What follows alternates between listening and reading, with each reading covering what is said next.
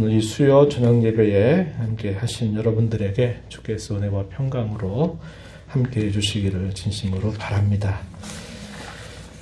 우리가 계속 사도행전 말씀을 함께 읽어갑니다. 이제 아마 올해가 다 가기 전에 긴 사도행전의 말씀을 마무리하게 될 것 같아요.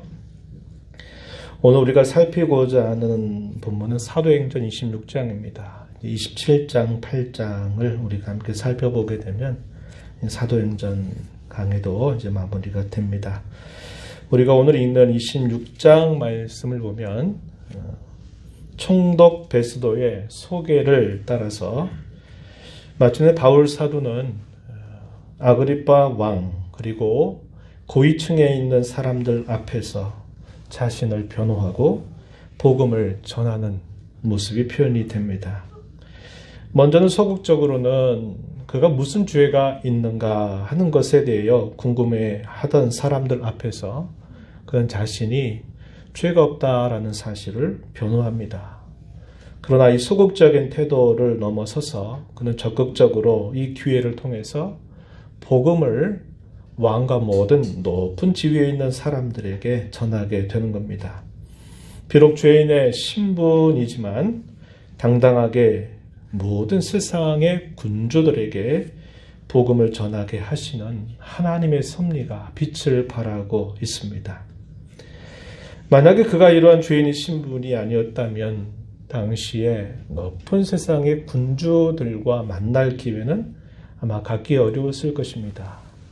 하나님은 우리의 생각을 뛰어넘는 방법으로 하나님은 그분의 일을 이루어 가시는데 바로 이러한 특별한 상황들을 통해서 하나님은 세상의 많은 군주들 앞에 복음을 전하게 하시고 계심을 우리가 보게 됩니다.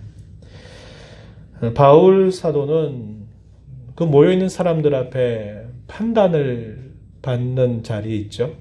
그가 과연 죄가 없는가, 죄가 있는가라는 판단을 받는 자리에 있어요. 그러나 한번 우리가 깊이 생각해 보면 과연 누가 의인이고 누가 죄인입니까? 성경은 전혀 다른 관점으로 이 사실을 설명해 주고 있다는 겁니다. 하나님을 가슴에 모시고 살아가는 성도는 의인입니다. 의인이라고 말해요. 하나님의 가슴에 모시지 않는 사람은 그들은 죄인입니다. 그들의 지위가 아무리 높고 학식이 뛰어나고 가진 것이 많고 한다 할지라도 성경 분명하게 말하기를 그들은 죄인이다 이렇게 말씀해요. 반대로 비록 우리가 많이 가지고 있는 것이 없고 학식이 뛰어나지 않고 우리가 세상 가운데서 지위가 높은 사람이 아닐지라도 하나님 우리 가슴에 모시고 살아간다면 바로 그 사람이 의인이라고 성경은 우리에게 말해줍니다. 바울이 자신이 판단을 받아야만 되는 그 세상의 군주들과 높은 지위를 가지고 있는 사람 앞에 있지만 그가 절대로 주눅들지 않고 그가 당당하게 그가 자기 자신에 대해서 이야기하고 복음을 전할 수 있었던 것은 그에게 이러한 확신이 있기 때문이에요. 오늘을 살아가는 우리 성도에게도 이런 확신을 가지고 살아가야 합니다. 하나님이 우리에게 바라시는 바예요. 우리가 오늘 이 말씀을 통해서 이런 부분들을 확인할 수 있게 될 것입니다. 오늘 우리가 읽은 말씀의 내용 크게 두 부분으로 나눕니다. 1절부터 23절 내용은 어떤 내용을 우리에게 소개해 주냐면 아그리빠 왕 앞에서 바울이 자신을 변증하는 내용이 소개가 되고요.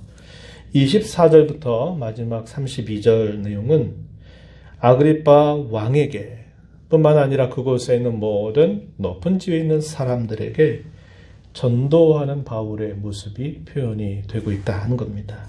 먼저 앞부분의 내용을 잠깐 소개를 좀 해드리도록 합니다. 바울 자신이 그 아그리빠 왕과 당시 모든 높은 지위에 있는 사람들에게 자신을 변증하는 내용이 소개가 되는데 그 내용은 크게 세 가지 정도로 나눠볼 수 있어요. 어떤 내용을 먼저 소개하냐면 자신이 과거에 누구였는가, 자기의 과거에 대해서 소개를 하는 내용이 나타나고요. 그리고 자신이 어떤 계기를 통해서 그가 새 사람이 되었는가, 전혀 다른 사람으로 그가 변모되었는가에 대한 소개가 이어집니다. 그리고 마지막 세 번째는 그가 그렇게 변화된 이후에 그는 어떤 삶을 살아왔는지에 대한 이야기를 통해서 자신이 누구인가를 변호하는 그런 내용을 소개해 줍니다. 바울 사도의 이러한 이야기들은 자기 자신과 관계된 간증과 같은 이야기가 될 수도 있어요. 우리가 사도행전을 살펴보면서 바울 사도가 과거에 누구였는지, 자신이 지금 어떤 일을 하고 있는 사람인지를 소개하는 내용이 무려 3번이나 등장한다. 그런 말씀을 드린 바 있죠. 그가 어떻게 변화된 사람이 되고 그가 어떻게 변화된 삶을 살아왔는가 하는 그 내용은 교회 역사에 있어서 아주 유명한 이야기입니다.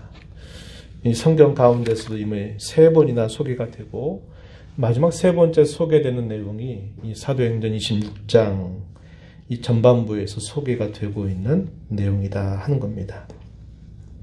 베스도는 먼저 바울 사도에 대한 이런저런 이야기를 먼저 소개를 했어요. 그 내용은 사도행전 25장 후반부에 소개를 합니다. 이 사람이 여기 이렇게 와 있는데 이렇게 돼서 이런 사람입니다 라고 말하니까 당시에 베스도 총독이 이제 그 직임을 맡게 된 것을 축하하러 왔던 유대 왕이었던 아그리빠, 그리고 그의 여동생이었던 버니게라고 하는 사람, 그리고 그와 함께 그 지역에 높은 지위에 있는 사람들이 이렇게 찾아온 거죠. 그들 앞에서 이제 바울 사도가 친히 자기 자신을 변명하는 내용이 소개가 됩니다. 그 내용이 제가 말씀드린 것처럼 3부분으로 크게 나누어 볼 수 있는데 바울 사도가 먼저 이렇게 말합니다. 자신이 이 아그리빠 왕 앞에서 자기 자신을 말할 수 있는 것을 무척이나 기뻐합니다. 2절 말씀에 보면은 왕이여 오늘 당신 앞에서 변명하게 된 것을 다행히 여깁니다. 이렇게 말을 하면서 그가 이야기를 꺼내기 시작합니다. 그런데 이 아그리빠 왕은 유대의 왕으로서 유대인들의 풍속에 대하여 그들의 종교에 대해서 아주 잘 알고 있는 사람이었기 때문에 그러합니다. 아그리빠 왕이 허락을 받아서 바울 사도가 자신에 대한 이야기를 시작하는데요. 아까 이야기했던 것처럼 그가 과거에 어떤 사람이었는가 하는 내용이 4절부터 11절까지 소개되는데 한마디로 이렇게 말합니다. 나는 바리새인이다 라는 사실입니다. 근데 이 사실은 굳이 바울 사도가 말하지 않아도 이 바울 사도에 관한 한 많은 사람들이 알고 있는 분명한 사실이었습니다. 그가 5절 말씀에 보면 뭐라고 소개하냐면 우리 종교의 가장 엄한 파를 따르는 바리새인이다 이렇게 자신을 소개합니다. 그리고 그는 바리새인으로서 살아왔었다라는 사실을 이야기해 줍니다. 유대 종교 사회에 있어서 아주 잘 알려져 있는 사람이었어요. 그가 만약에 자기 삶의 변화가 없었다면 그는 유대 이 종교 사회를 이끌어갈 차세대의 리더가 되는 사람이었습니다. 그래서 자기 자신이 과거에 바리새인이다라는 말을 해요.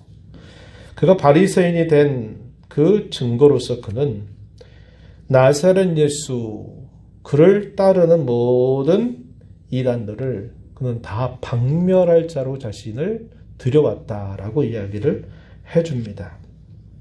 그래서 그는 나사렛 예수의 이름을 대적하는 일에 열심을 나타냈다는 겁니다. 그것은 그가 바리새인과 별개의 사실이 아니라 그가 아주 엄격한 바리새인이었기 때문에 어쩔 수 없는, 피할 수 없는 선택처럼 그는 그렇게 자신을 소개했습니다. 그러면서 그는 예루살렘에서뿐만 아니라 당시에 예루살렘으로부터 먼 지역에 이르는 외국에까지 그는 찾아다니면서 그는 나사렛 예수를 믿고 따르는 사람들을 박해하는 일에 앞장섰다라고 자신을 소개해 줍니다.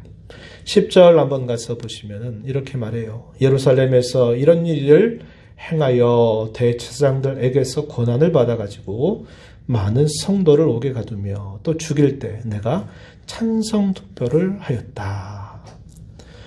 그 앞에서 누가 죽었습니까? 스데반이라고 하는 인물이 죽었어요. 돌에 맞아 죽는 것을 그는 목격했고 그것을 당연한 것처럼 여겼던 인물이기도 합니다. 그는 곳곳에 있는 모든 회당들을 찾아다니고 외국에 있는 성에까지도 찾아다니면서 나사렛 예수를 믿고 따른 자들을 박해하였다라고 자신을 이야기해 줍니다. 이것이 자기 자신의 과거의 삶이었다라고 이야기해 주죠. 그러던 가운데 그가 다메섹으로 간 겁니다. 그때도 그 다메섹으로 가는 목적은 다메섹 지역에 두루 흩어져 있는 나사렛 예수를 믿고 따르는 사람들을 잡아서 옥에 가두고 할 수만 있다면 그들을 다 처단해버리고자 하는 목적을 가지고 다메섹으로 가고 있었다. 이렇게 이야기합니다.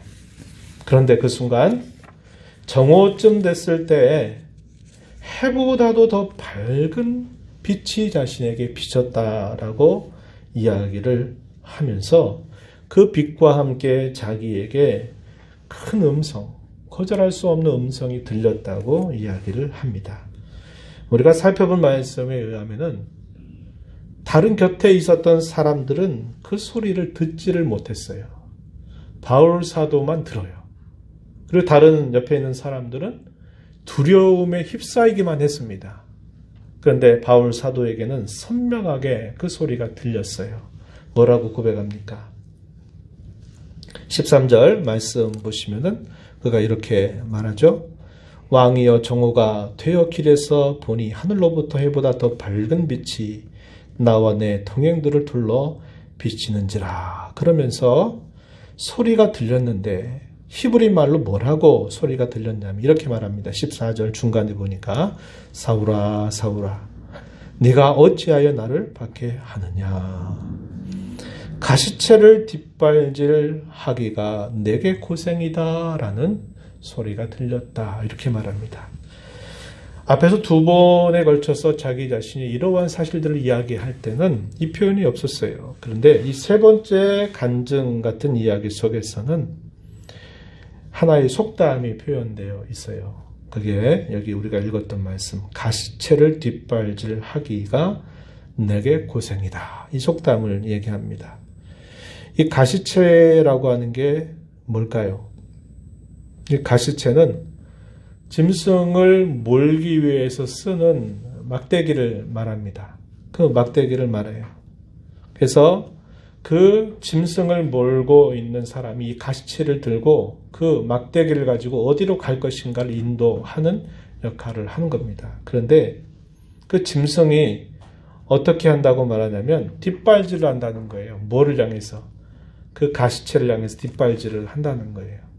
저항하는 걸 말하는 겁니다. 이 가시채를 들고 있는 그 짐승을 탄 주인이 그를 이끌어가고 있는데 이 짐승이 가기 싫다고 그 가시채를 향해서 뒷발질을 한다는 거예요. 이게 무슨 말일까요? 아무 소용이 없다 이 말입니다. 그 짐승을 몰고 가는 힘과 권세를 가진 것은 그 짐승에 타 있는 주인이에요. 가시채를 잡은 사람이에요. 그런데 짐승이 가기 싫다고 막 뒷발질 해봤자 아무런 소용이 없다 하는 겁니다. 이런 속담을 이야기하는 거예요. 사울아 사울아 네가 아무리 발부둥 쳐서 뒷발질을 그렇게 해봐라. 주님이 내가 이 가시채를 잡고 너를 이끌어 간다는 거예요. 그래서 네가 아무리 뒷발질을 해봐야 그건 아무런 소용이 없고 너에게는 아무런 유익이 없는 일이다. 이것을 속담을 빌어서 주님께서 그 얘기하셨던 말씀이라고 이야기를 해주고 있는 겁니다. 이것은 저항할 수 없다는 거예요. 그가 하고자 하시는 일에 내가 아무리 저항하고 내가 아무리 반대해도 그것이 그렇게 되지 못한다는 것을 말해주는 속담입니다. 불가항력적이다. 한자말로는 그렇게 말해요. 불가하다. 항력. 저항하는 힘을 가지고 아무리 내가 하려고 하는데 그게 불가능하다 이 말이에요. 하나님께서 완전히 그를 압도해서 그를 붙잡아서 그를 끌고 가는 이 모습을 두고 불가항력적이다 이렇게 표현하고 있는 말이에요. 바울사는 이 말을 통해서 뭘 말할까요? 나는 불강력적인 하나님의 은혜로 나는 이렇게 변화될 수밖에 없었다라는 사실을 이 말을 통해서 건네주고 있는 것입니다. 물었다고 말해요. 누구이십니까? 당신은 누구이십니까? 라고 물었을 때 음성이 분명하게 들리기를 나는 네가 박해하는 예수다. 이런 음성이 자기에게 분명히 들렸다고 말하는 것입니다. 그러면서 그가 말하기를 그 주님이 그에게 하셨던 말씀을 이야기하는데 16절에 보면 나를 본 일, 장차 내가 너에게 나타날 일에 너로 종과 증인을 삼을 것이다 라는 음성을 내가 분명히 들었다고 이야기합니다. 그리고서는 그가 무엇을 할 것인가까지도 말씀해 주시기를 17절, 18절 보면 이스라엘 사람들의 눈, 하나님의 백성들의 눈을 뜨게 한다. 뿐만 아니라 이방인들의 눈을 뜨게 해서 그들을 어두움에서 빛으로 사탄의 권세에서 하나님께로 돌아가게 하실 목적으로 내 삶을 그렇게 말씀하셨다. 이렇게 이야기해 줍니다.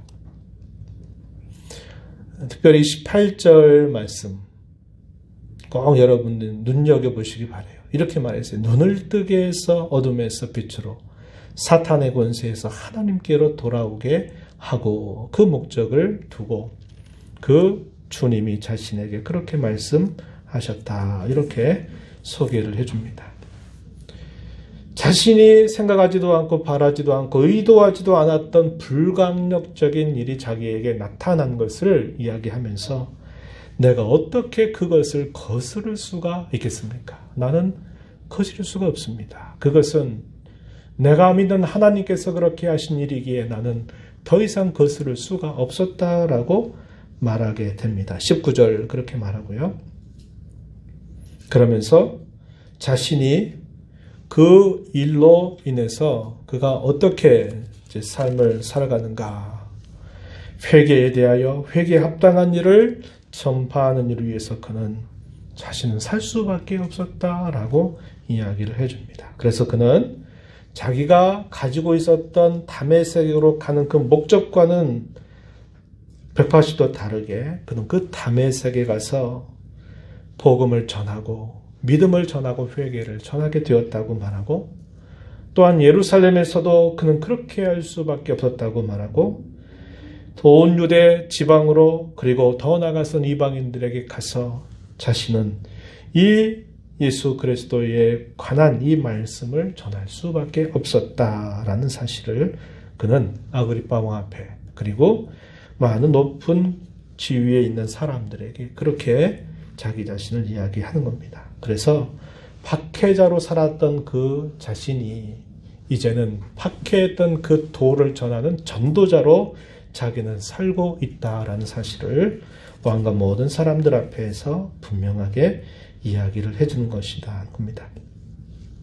그러면서 그러한 일을 했을 때 자기의 동족 유대인들로부터 얼마나 많은 협박을 당하고 또 얼마나 많은 죽음의 위협을 그가 겪으면서 살아왔는지 모른다는 것을 얘기합니다. 그런 과정에서도 하나님께서 자신을 그때마다 도우셔서 내가 지금까지 이렇게 말하죠. 22절 높고 낮은 사람 앞에서 증언하게 되었다. 이렇게 분명하게 이야기를 해줍니다. 그럼 그 증언한 내용이 무엇일까? 역시 소개하는데 그 내용은 바로 이것입니다. 22절 하반절 보면 선지자들 모세가 반드시 되리라고 약속하셨던 것 그것을 내가 증언해왔다라고 이야기합니다. 내가 유대인들이 그토록 믿고 고백하는 그 전혀 다른 이야기를 내가 말하는 게 아니라 정말 유대인들이 그토록 기대하고 바랐던 모세에게 주셨던 말씀, 선지자를 통해 주셨던 그 하나님의 약속의 말씀을 나는 지금까지 높은 지위에 있는 사람들 또 낮은 지위에 있는 사람들 할 것 없이 나는 지금까지 그 말씀을 전하면서 살아왔다라고 고백을 하고 있다는 겁니다. 그래서 이 바울 사도는 뭐라고 말하느냐? 선지자들과 모세 예언의 성취, 그 약속의 성취가 누구에게서 이루어졌느냐? 곧 나사렛 예수 그리스도의 고난, 죽으심, 부활을 통해서 이 사실이 이루어졌다고 이야기해주고 있는 겁니다. 그래서 우리가 여기서 확인하게 되는 분명 한 가지 내용은 뭐냐면 성경을 보는 열쇠가 바로 이것이로구나 하는 것을 우리에게 가르쳐 줘요. 우리가 구약 성경을 읽고 모세 오경을 읽고 선지서를 읽을 때 그 성경을 읽는 중요한 열쇠가 바로 이것임을 바울 사도는 우리에게 말해주고 있는 겁니다. 구약 성경은 그냥 율법적인 내용만 가르치고 잘하면 복받고 못하면 화를 당한다.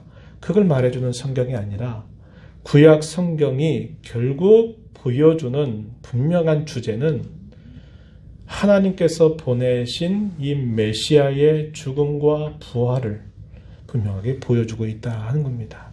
그래서 우리가 성경을 읽을 때 또 하나님의 말씀을 묵상할 때 구약 성경을 읽어도 우리는 무엇을 생각해야 됩니까? 예수 그리스도와 관계에서 이 말씀을 해석할 때 그것이 소위 열리게 된다 이 말이에요. 그걸 우리가 살피지 않고 그저 성경을 그냥 읽는 것 자체를 목적으로 둔다든지 그저 그것 상관없이 그저 성경을 읽다 보면 구약 성경은 다른 책이 되고 말아요. 그렇지 않다는 겁니다. 성경을 열어주는 열쇠, 성경을 보게 하는 주제가 바로 이것이다 라는 사실을 바울 사도는 분명하게 그 당시 모든 군주들 앞에 높은 사람들 앞에서 설명을 해주고 있어요. 이 말은 오늘 저와 여러분이 구약 성경을 읽을 때도 역시 이러한 주제를 가지고 성경을 읽어야 그것이 우리에게 구원의 책으로 역사하는 그런 능력의 말씀이 된다는 것을 우리는 알게 되는 겁니다.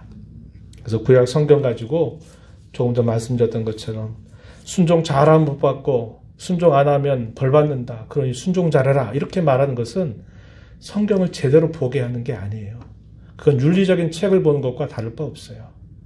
세상의 책과 구약의 책이 아무런 차이가 없게 보게 만드는 거예요. 구약의 아무개가 순종 잘했더니 이런 복 받았으니 여러분도 순종 잘하십시오. 구약의 아무개가 불순종하더니 이런 벌을 받았으니까 여러분도 이런 불순종하지 마세요. 이렇게 성경을 가지고 해석하고 설교하고 이야기하면 그건 성경을 제대로 보는 게 아니에요. 윤리적인 책에서도 그 얘기합니다. 권선징악 이야기해요. 세상에 많은 책들도 그 이야기합니다. 잘하면 선을 행하면 잘 되고 악을 행하면 벌 받는다.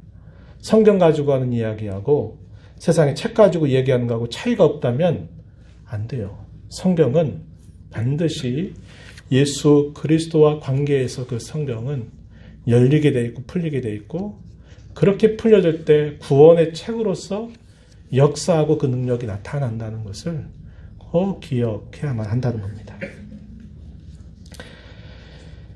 바울 사도에게 이렇게 해보다도 밝은 빛이 그에게 비쳤다. 이 말을 우리가 생각할 때 단순히 물리적인 빛, 그러니까 우리가 보는 태양빛보다 더 밝았다. 이 말의 의미가 뭘까? 궁금해져요.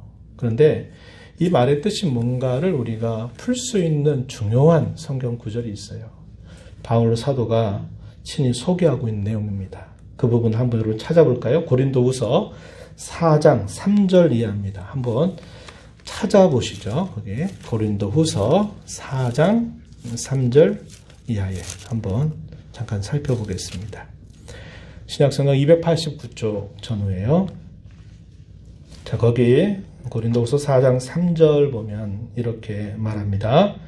만일 우리의 복음이 가리었으면 망하는 자들에게 가려진 것이라. 복음이 가려졌다. 누구에게요? 망하는 자들에게 복음이 가려졌다. 이렇게 말해요. 4절을 보세요. 그 중에 이 세상의 신에 믿지 아니하는 자들의 마음을 혼미하게 하여 그리스도의 영광의 복음의 광채가 비치지 못하게 합니다. 왜 복음이 가려졌느냐? 왜 망하는 자들이 있게 됐느냐? 이 세상의 신 누굽니까? 사탄이요 마귀입니다. 이 세상의 신 사탄이요 마귀가 믿지 않는 자들의 마음을 혼미하게 해서 그리스도 영광의 복음의 광채가 비치지 못하게 했기 때문이다. 이렇게 말해 주고 있어요. 그래서 여기서 말하는 이 빛은 태양빛보다 더 밝은 물리적인 빛만 의미하는 게 아니라 예수 그리스도의 그 복음의 영광의 광채가 사도에게 비쳤다는 것을 우리로 알게 해준다 하는 겁니다. 6절 말씀을 한번 또 이어서 보시면 이렇게 말하죠. 6절 어두운 데에 빛이 빛이라 말씀하시던 그 하나님께서 예수 그리스도의 얼굴에 있는 하나님의 영광을 아는 빛을 우리 마음에 비추셨느니라 이렇게 말합니다. 우리가 복음을 믿고 이렇게 구원을 받게 된 것은 이 세상의 신 사탄 혹은 마귀가 그리스도 영광의 복음의 광채를 비치지 못하게 하는 온갖 수단들을 사용하지만 하나님께서 어떻게 하셨다는 말씀입니까? 예수 그리스도의 얼굴에 있는 하나님 영광을 아는 빛을 우리 마음에 비추었기 때문에 우리가 생명을 얻게 되었다. 구원을 얻게 되었다. 이 사실을 이야기해주고 있다는 것입니다. 이것은 바울 사도에게만 특별한 것이 아니에요. 현상적으로는 사도에게 매우 특별한 일이었어요. 그러나 여기 고린도후서 4장 3절 이하에서 말하는 예수 그리스도의 얼굴을 아는 빛 혹은 그리스도 영광의 복음의 광채, 복음의 빛난 이 빛이 모든 신자들에게 비춰진 겁니다. 이게 비춰지지 않고는 그 누구도 구원을 받을 수가 없다는 거예요. 그래서 오늘 이 자리에 있는 저와 여러분이 이렇게 구원을 받게 된 사실은 사탄의 온갖 혼미케 하는 그런 역사에도 불구하고 하나님께서 우리 마음속에 예수 그리스도의 영광의 복음의 광채를 비춰주었기 때문임을 우리는 알게 되는 거예요. 그래서 우리는 그토록 존귀한 자다라는 사실을 알게 되는 것입니다. 이렇게 바울 사도가 자신이 유대교에 있을 때 그리고 그가 변화되게 되는 그 특별한 사건 그리고 그가 그렇게 변화되고 난 이후에 하나님의 뜻을 거스를 수 없어서 그가 복음을 전하면서 많은 고난 속에서도 이 복음을 전하고 하나님의 도우심으로 여기까지 서 있다고 말하는 그 자신을 변호하는 그 말씀, 더 나아가서는 그걸 통해서 그들로 하여금 예수 그리스도를 믿게 하는 그 복음을 전하는 내용을 소개했어요. 그럴 때 이에 대한 당시의 반응들이 어땠는가 하는 것이 24절부터 32절까지 소개가 됩니다. 가장 먼저 반응했던 인물은 베스도 총독이었습니다. 그가 어떻게 반응을 했느냐 24절 말씀 가서 보니까 그가 이렇게 말해요. 야, 네가 미쳤다 이렇게 말합니다. 네가 그렇게 많이 배우고 공부하더니 네가 배운 학문이 너를 미치게 했다라고 이렇게 이야기를 하는 거예요. 그랬더니 바울 사도가 뭐라고 대답을 합니까? 25절부터 쭉 소개하는데요. 25절부터 27절에 보면은 먼저는 베스도 총독에게 말을 하고 이어서 누구에게 말하냐면 유대왕 아그리빠 왕에게 이야기하는데 이게 바로 전도하는 내용을 소개하고 있는 거예요. 25절에 보세요. 베스도에게 한 말 뭐라고 답변합니까? 저는 미친 것이 아닙니다. 저는 미친 것이 아닙니다. 저는 참되고 온전한 말을 하고 있습니다. 라고 이렇게 대답해요. 너 정신 나갔구나. 너 많이 배우더니 너 미쳤구나 말하는 총독에게 참되고 온전한 말을 저는 지금 하고 있습니다. 이렇게 답변해요. 그리고서 26절 7절 보면은 아그리빠 왕을 향해서 이렇게 사도가 말합니다. 왕께서는 내가 하는 말이 무슨 말인지 아시지 못하는 것이 하나도 없는 줄 내가 믿습니다. 당신은 선지자를 믿으시죠? 선지자를 믿으시는 줄을 내가 압니다. 이렇게 이야기를 합니다. 그랬더니 이 아그리빠 왕 뭐라고 답변합니까? 28절에 보니까 네가 적은 말로 나를 권해서 그리스도인이 되게 하려고 하는구나. 그리스도인이라고 하는 표현이 사도행전에 두 번째 등장하고 있는 표현이에요. 첫 번째 어디서 등장했죠? 이방인들로 구성된 최초의 교회, 안디옥 교회에 있을 때 그 안디옥 교회 성도들을 향해서 주위에 있는 사람들이 저 예수쟁이들, 비꼬아 말하면서 말했던 말이 그리스도인이란 말이 만들어졌어요. 그리고 아그리빠 왕이 그 말을 그대로 사용하는 거예요. 네가 나를 적은 말로 이렇게 말하고서 나를 그리스도인으로 되게 하려고 하냐? 이렇게 답변을 한 겁니다. 여기 적은 말 밑에 보면은 거기에 설명이 있죠. 뭐라고도 번역이 될 수 있다 표현했냐면 짧은 시간에 야 이렇게 짧은 시간에 네가 나를 이렇게 예수를 믿는 사람이 되려고 하냐? 이렇게 답변을 하고 있는 거예요. 바울 사도가 말하죠. 말이 적으나 많으나 그건 중요하지 않습니다. 시간이 길어도 짧아도 그건 중요한 게 아닙니다. 당신뿐만 아니라 오늘 내 말을 듣는 모든 사람도 내가 결박된 것만을 빼고서는 다 나와 같은 사람이 되기를 나는 하나님께 진심으로 원하고 있습니다. 기도하고 있습니다. 라고 이렇게 답변을 하게 되는 겁니다. 그러면서 그 자리가 마무리되고 나서 베스도 총독, 또 아그리빠 왕, 또 높은 그게 아까 얘기했던 그 아그리빠 왕의 동생이었던 버니게, 그리고 높은 지위에 있었던 사람들이 서로 이야기를 해요. 하면서 하는 말, 결론이 뭐냐면 30절부터 32절에 소개가 됩니다. 우리가 이 바울이라는 사람의 이야기를 들어보니까 이 사람이 사형을 받을 만한 죄목이 있거나 결박당할 만한 죄가 없다 결론을 내리게 됩니다. 만약에 그가 가이사에게 호소하지 않았더라면 그는 풀려날 법도 했다. 이렇게 종합적인 판단을 내리게 된 겁니다. 그런데 이 바울이 가이사에게 상소를 했기 때문에 어쩔 수 없다. 우리는 로마로 그를 보낼 수밖에 없다. 이제 이런 이야기를 서로 이제 하게 되는 모습이 표현이 됩니다. 이들의 판단은 뭐였을까요? 바울 사도는 무죄다. 풀려날 수 있다. 이런 이야기였어요. 바울 사도의 개인적인 신상 문제로 이제 결론을 내리면서 무죄다. 이렇게 이야기를 한 겁니다. 그러나 바울 사도의 마음속에는 뭐가 있었어요? 뭐가 있었을까요? 내가 무죄를 받고 안 받고 이게 중요한 게 아니라고 본 거예요. 바울 사도의 그 마음에 중요한 한 가지 관심이 있었어요. 그 뭐냐면 내가 로마에 가서 당시 로마 제국의 심장부에 들어가서 내가 이 로마의 중심부에서 내가 예수 그리스도의 복음을 나는 전할 거다. 이러한 각오를 가지고 있었다 이 말이죠. 그래서 이 이야기가 마무리되는 모습을 우리가 보게 됩니다. 저는 이 말씀을 보면서 몇 가지 여러분들과 함께 말씀을 좀 적응해 보려고 해요. 첫 번째는 뭐냐면 복음과 구원의 은혜. 이것은 우리가 앞에 살핀 것처럼 불강력적이다. 내가 지혜가 있어서 내가 믿기로 선택해서 내가 그렇게 해서 된 일이 아니라 하나님께서 주권적으로 나를 찾아오셔서 그 복음의 광채를 내 마음에 비춰 주어서 내가 그분의 은혜로 구원받았다고 하는 사실을 우리는 여기서 확인합니다.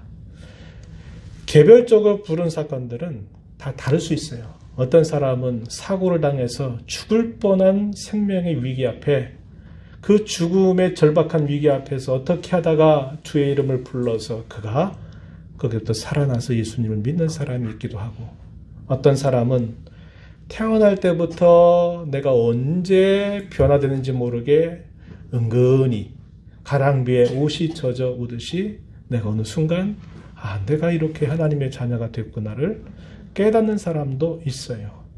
하나님의 부르심의 방법은 아주 천차만별이에요. 그러나 중요한 것은 뭐냐?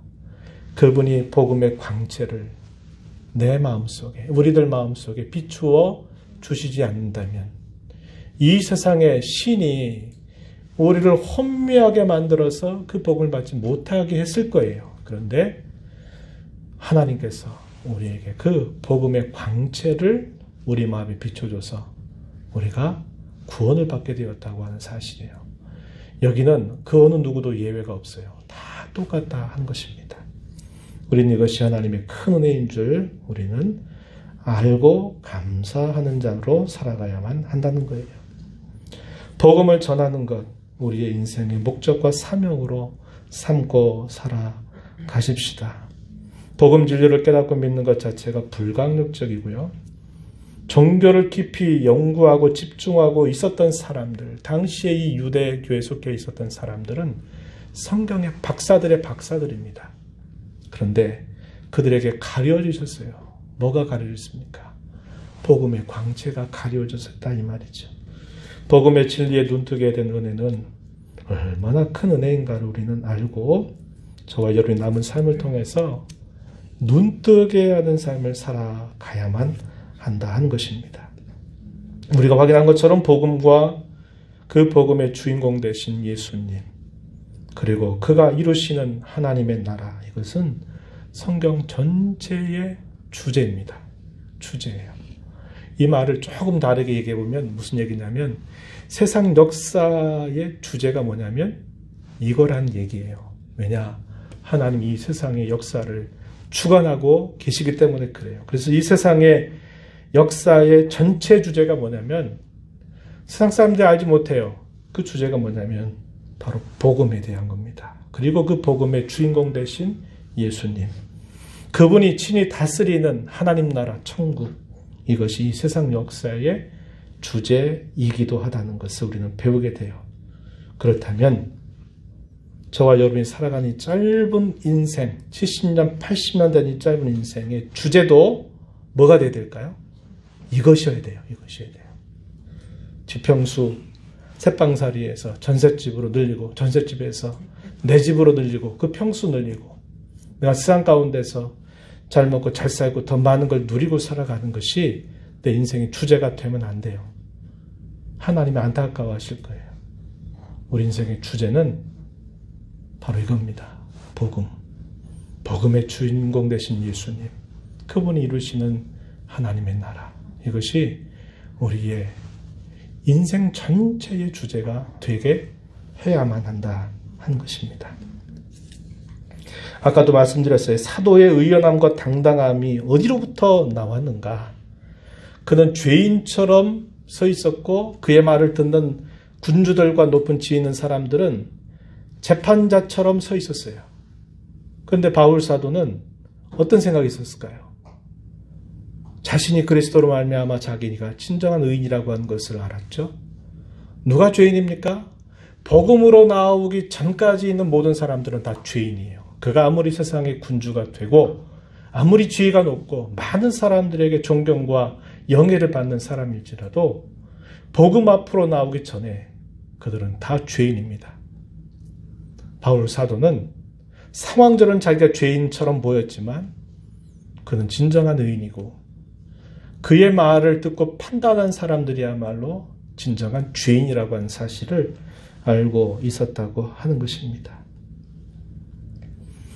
우리의 삶의 진정한 가치는 복음과 그 복음의 주인공 되신 그리스도를 가진 것이에요. 이것을 꼭 잊지 말아야 합니다. 바울 사도는 이렇게 말했어요. 고린도후서 4장 7절에서 우리가 이 보배를 질그릇에 가졌다. 누구를 질그릇에 비유냐면 우리 자신이 깨지기 쉬운 질그릇에 불과하다 이렇게 말해요. 근데 보배를 가졌대요. 보배가 질그릇에 담겨 있대요. 이 보배가 뭘까요? 그리스도, 또 그의 복음. 이것이 보배라고 이야기하는 거예요. 질그릇 같은 나에게 보배이신 그리스도, 그 복음이 내게 담겨 있다 이 말입니다. 이는 심히 큰 능력은 하나님께 있고 우리에게 있지 아니함을 알게 하려 함이다. 이렇게 분명하게 이야기를 해줍니다. 우리의 삶의 가치는 질그릇 같은 인생이라도 우리 안에 복음을 가지고 있고 그 복음의 주인공 되신 예수님을 가지고 있다면 그것이야말로 진정한 우리의 삶의 가치라는 것을 성경 우리에게 말해주고 있습니다. 마지막으로는 이것입니다. 교회의 대적자였고 박해자였던 바울 사도를 한순간에 180도 바꾸신 하나님의 역사를 우리는 보면서 교회의 가장 극심한 대적자가 한순간에 바뀌어서 그가 교회의 전도자가 되고 복음의 일꾼이 된 이 사실은 우리에게 무엇을 보여주느냐. 지금의 이 순간으로 모든 걸 판단하면 안 되겠구나 하는 것을 우리에게 가르쳐줘요. 만약에 바울 사도가 이 다메섹으로 가는 도상의 전까지 그의 삶을 사진으로 탁탁탁탁 찍었다고 한번 생각해 보세요. 그럼 그는 누굽니까? 교회에 빨리 사라져야 될 원수, 그리스도의 원수, 그리스도의 대적자, 빨리 죽어 없어져야 될 사람, 이렇게 보였을 거예요. 그런데 다메섹으로 가는 도상에 있었던 그 특별한 가지 사건으로 인해서 그가 그 다메섹으로 가서 그가 어떤 자로 변화가 됐어요? 그가 박해하던 그 복음을 전하는 사람으로 되면서 모든 사람들을 놀라게 하는 일이 있게 된 겁니다. 오늘 우리의 자녀들이 또 우리의 주위에 있는 이웃들이 기독교를 싫어하고 박해하고 우리의 자녀들이나 이웃들이 복음을 비판한다 하더라도 에이 저 지옥 갈 백성, 이렇게 우리가 말하면 안 된다는 거예요. 어떻게 해야 될까요? 그들에게도 복음을 전해야 돼요. 또 어떻게 해야 될까요? 그들을 위해서도 기도해야 합니다. 교회의 가장 대적자가 교회를 위하는 종이 될 수 있는 것은 우리는 알 수 없지만 하나님 이런 역사를 우리 인생 가운데 보여주셨어요. 그래서 저와 여러분이 우리의 자녀들을 위하여, 우리의 이웃을 위하여 복음을 아무리 반대하고 저 사람 같으면 복음 받지 않을 거다라고 여기는 사람일지라도 복음을 전해야 될 이유, 그들이 죽기 전까지는 그리스도께로 복음으로 돌아오게 되는 일을 위해서 우리는 기도하는 일을 쉬지 말아야 합니다. 안타깝게도 우리의 교회 현실은 우리의 자녀들이 우리의 신앙을 잘 이어가지 못하는 이 안타까운 일이 우리 교회에 이것이 참 많아요. 큰 기도 제목입니다. 다 이것을 가슴에 한켠에 안고 늘 기도하고 있을 거예요. 포기하면 안 돼요. 그리고 복음을 전해야 됩니다. 기도하는 일을 쉬지 말아야 합니다. 이러한 소망을 가지고 주께로 돌아올 때까지 우리가 힘없이 그들에게 복음을 전하고 기도하는 일을 쉬지 말아야 하겠습니다. 하나님 아버지, 오늘도 저희들을 이렇게 불러주셔서 주님의 말씀을 통해서 저희가 어떠한 은혜를 받은 자가 되었는지를 다시 일깨워 주셔서 감사합니다. 바울 사도는 죄인의 신분으로 서 있는 것처럼 보였지만 그는 예수 그리스도를 구주로 믿는 참 의인이었고 그가 죄인인가 아닌가를 판단하는 모든 세상의 군주들과 높은 지에 있는 사람들은 복음으로 나오기 전까지는 그들은 다 죄인임을 보여주었습니다.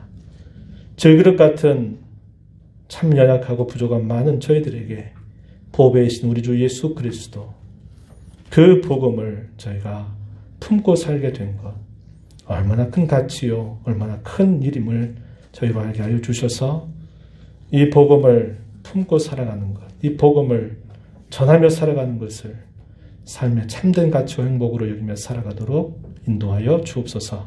예수님 이름으로 기도하옵나이다. 아멘.